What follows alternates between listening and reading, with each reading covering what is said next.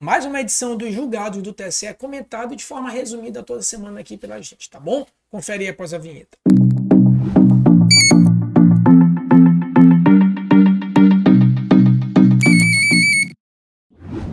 A gente já vai ir para a edição de número 28, dos dias 11 de setembro a 15 de 9 de 2023. Só para lembrar, né, que o TSE, o informativo do TSE propriamente é uma vez no mês e ainda assim publica ali um ou dois julgados. A gente aqui não, toda semana a gente faz o comentário resumido do que publicou nos acórdãos da semana anterior. Então aqui é muito mais completo do que o próprio TSE e ainda de forma resumida em vídeo. Então já fica ligado aí, já se inscreve, já compartilha, já comenta, para que toda semana o YouTube entenda que você tem interesse e ele te entregue isso semanalmente, tá bom? Vamos lá para o nosso primeiro entendimento, propaganda antecipada negativa. A gente sabe que lá no artigo 36A, a Lei 9504, diz que alguns atos podem ser praticados pelo pré-candidato, ou seja, antes do dia 16 de agosto, né? Inclusive a reforma pretende mudar. Aliás, a reforma, mesmo com a reforma, essa data da propaganda eleitoral não se pretende mudar. Então, a partir do dia 16 de agosto é permitida a propaganda eleitoral. Antes do dia 16 de agosto são permitidos alguns atos, que não necessariamente propaganda eleitoral, mas já permitido lá pelo 36A. E aí o TSE entende que é o seguinte, qualquer prática de propaganda eleitoral propriamente dita antes do dia 16 seria propaganda eleitoral antecipada. Só que essa propaganda eleitoral antecipada ela pode ser inclusive negativa. Então olha o que diz o TSE, a configuração de propaganda eleitoral antecipada negativa pressupõe pedido explícito de não voto, ou seja, a propaganda positiva é vote em mim, já a negativa antes do dia 16 é não vote no fulano, ou ato que desqualificando pré-candidato venha macular sua honra ou imagem ou divulguem fatos sabidamente verídicos. Então, se eu fizer uma propaganda negativa antes do dia 16 de agosto, isso também é uma propaganda eleitoral antecipada, tá bom?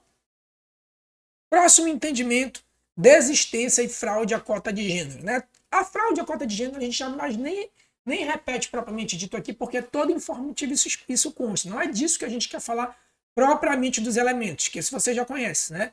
São os três elementos, que é o quê? Ausência de campanha eleitoral, inexistência de prestação de conta, né? Inexistência de prestação de contas ou prestação de contas padronizada, né? Então, ausência de campanha, inexistência de prestação de contas ou padronizada e votação pífia, né? Aquela votação zerada ou pífia, um voto, por exemplo. Então, esses são os elementos que vocês já conhecem. Aqui que a gente quer falar de propriamente de desistência, né?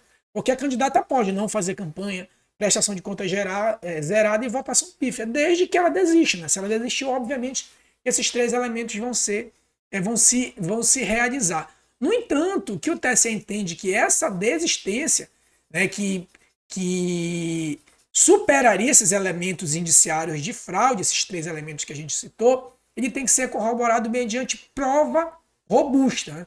No caso aqui, a candidata juntou uma comprovação de que teria arrumado um emprego e que o emprego impossibilitou de fazer campanha. No entanto, o TSE disse, não basta só dizer que impossibilitou, tem que comprovar. Então, a gente já falou, inclusive, em outro informativo, que essa desistência tácita ela deve ser comprovada e que esse ônus se investe. Né? Ou seja, nesse caso, é o investigado ou o representado é quem deve demonstrar que houve uma desistência e não o inverso. Tá bom? Então, ficar ligado aí que é uma jurisprudência que já vem se consolidando. Ainda dentro desse tema, fraude à cota de gênero, né, que a gente já sabe os três elementos, não custa nada repetir, ausência de atos de campanha, então a candidata não faz atos de campanha. Outro elemento é prestação de contas padronizadas ou zerada e votação pífia, né? Votação pífia, a gente já falou ainda agora, votação pífia. No entanto, o TSE vem escalando isso, ele diz o seguinte, ó, se o partido, isso aqui é uma fraude que acontece após o registro, então se registrou, teve a campanha, viu que não teve campanha direito, né? Então se observou que seria apenas um mero registro para cumprir os 30% lá do artigo 10, parágrafo 3º da Lei 9504, certo? Só que o TSE entende que existe uma outra fraude que acontece antes do registro de candidatura. O que acontece? a gente já fez um destaque também disso aqui outra vez. O partido, ele registra a candidatura de uma pessoa que ele já sabe que não tem condições de registro de candidatura, ou algum fato sobreveio, alguém propõe uma impugnação de registro, aí o partido já vê de cara, bem, essa pessoa sequer tem filiação partidária, né? Nesse caso da filiação, o partido já deveria saber. Essa pessoa sequer ela tem quitação eleitoral, então já é uma condição de elegibilidade ou uma causa de inelegibilidade chapada, né? Patente. Então o partido já sabe que essa candidatura não vai adiante.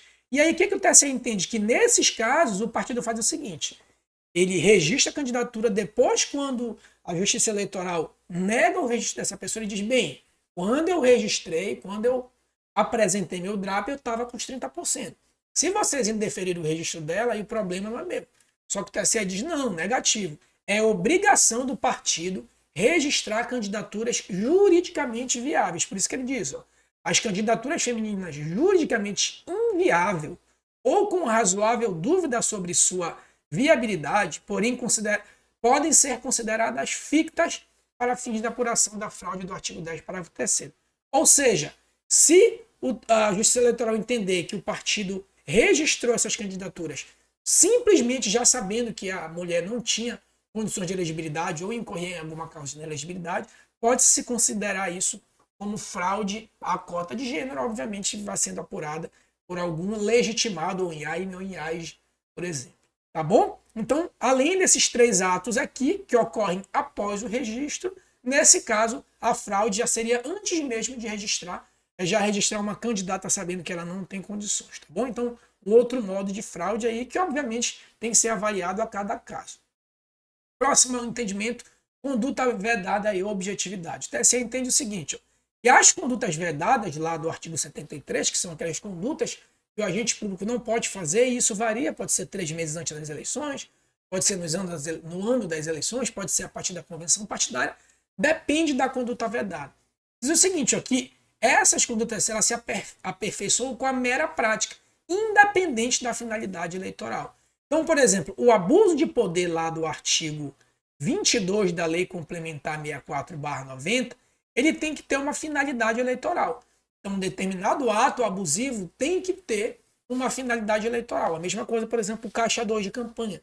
Tem que ter uma finalidade eleitoral. Já a conduta vedada, não. A mera prática da conduta por si só já é um ilícito. Não importa se, por exemplo, eu não posso aumentar o aumento real, né, não o aumento de inflação, não posso aumentar salário de servidor público a partir das convenções partidárias. Se eu der esse aumento real, independente mesmo que eu nem seja candidato, inclusive, ou mesmo que quem seja lá o responsável sequer queira participar do processo eleitoral, independente da finalidade eleitoral, a conduta vedada por si só, ela já ocorreu e, portanto, merecendo a sanção de multa eleitoral, tá bom? Então, é uma ilicitude de natureza objetiva, ok? Próximo entendimento, RCED, suspensão dos direitos políticos. Essa a gente vai ler, depois a gente sintetiza. Para a suspensão dos direitos políticos do condenado, é exigível o trânsito em julgado para ambas partes, tá? Que é o que enseja o RCED. Só para lembrar que o RCED, que está previsto lá no artigo 262 do Código Eleitoral, tá? 262 do Código Eleitoral, diz o seguinte, que as condições supervenientes de causas de inelegibilidade ou ausência de condição de elegibilidade, que é o caso de uma condenação e, por consequência, a suspensão do direito político, e a suspensão do direito político seria uma ausência de condição de elegibilidade, se ocorrer entre o registro até o dia das eleições, é uma causa superveniente, ou se for uma condição de elegibilidade constitucional, independente de ser arguído ou não em registro de candidatura, porque não preclui. E é o caso de uma condenação, ela suspende os direitos políticos e, portanto, é uma ausência de condição de elegibilidade apta a ensejar a RCED. No entanto, o TSE entende que essa suspensão dos direitos políticos, em sintonia com a jurisprudência do STF, só ocorre após o trânsito em julgado, que é quando ocorre a execução da pena. Então, a suspensão do direito político apto a ensejar o RCED apenas com o trânsito em julgado para ambas partes, né? Tanto para o Ministério Público quanto para a pessoa processada aí penalmente, tá bom? Por fim, propaganda eleitoral e impulsionamento negativo, a gente já viu também, tá? Essa questão no nosso informativo, TSE entende que não é permitida a contratação de impulsionamento para propaganda negativa. Né? Impulsionamento é aquela publicação em que ela não aparece de forma, ela deixa de aparecer de forma orgânica, ou seja, ela passa a ser divulgada inclusive para não seguidores. Então, essa é o impulsionamento. Então, o Facebook, o Instagram, o TikTok, enfim, o YouTube, ele faz com que essa publicação ela sofra uma turbinação de modo que ela apareça para mais pessoas do que apareceria no comum. Isso é o impulsionamento. Para isso, o candidato paga esse impulsionamento, sendo que esse impulsionamento, uma das poucas modalidades de propaganda paga que é permitida na internet, só pode para proposição, só pode para propaganda positiva. Então, vote em mim por isso, eu sou o melhor candidato por aquilo. Eu não posso impulsionar propaganda falando mal de outro. Tá bom, meus amigos? Então, esses aí foram os entendimentos dos principais julgados do TSE do dia 11 de setembro até o dia 15 de setembro, tá bom? Não se esquece de se inscrever, comentar, compartilhar. Toda semana a gente publica aqui não apenas o informativo, como noções de direito eleitoral. Então, se você se inscrever, compartilhar, comentar, toda semana o YouTube vai te entregar, tá bom? Forte abraço e até a próxima.